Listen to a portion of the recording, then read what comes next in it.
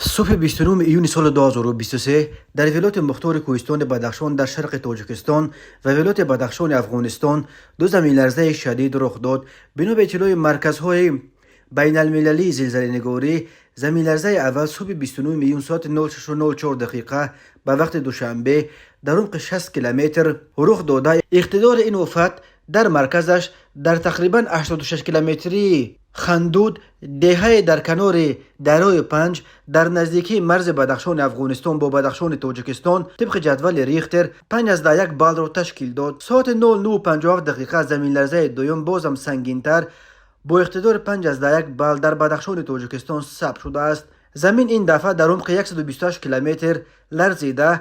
به حساب مرکزهای بین المللی شدت زمین لرزه در مرکزش در نزدیکی مرز تاجیکستان با افغانستان در همگی 35 کیلومتری شهر خاروخ مرکز مأموری ولایت مختار کوهستان بدخشان در حدود نویه روشقله 5.1 بال را تشکیل داده است. در همین حال کمیته حالتهای فوق‌العاده با تکیه به خدمات ژئوفیزیکی اکادمی ملی علم‌های تاجیکستان خبر داد که مرکز زلزله اخیر در 280 کیلومتری جنوب و شرق شهر دوشنبه و 22 کیلومتری جنوب و شهر خاروخ جایگیر شده بود. به حساب زلزله‌نگاران تاجیک شدت زمین لرزه در مرکز آن 4 بال، در شهر خاروخ 3 بال و در شهر دوشنبه 2 بال را تشکیل داده است.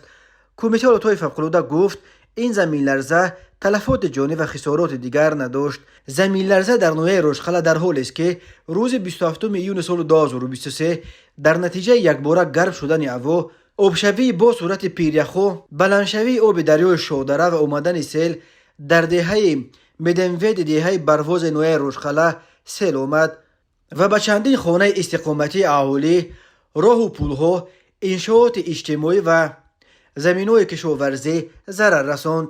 صبح 29 ایون با سپارش پرزیدنت تاجیکستان امامعلی رحمان کمیسیون حکومتی عاید به برطرف سازی عاقبت‌های آفت طبیعی تأسیس داده شد. تاجیکستان در یک منطقه زلزله‌خیز قاره آسیا جایگیر شده هر سال در قلمروش صدها زمین جنبی ثبت می شود.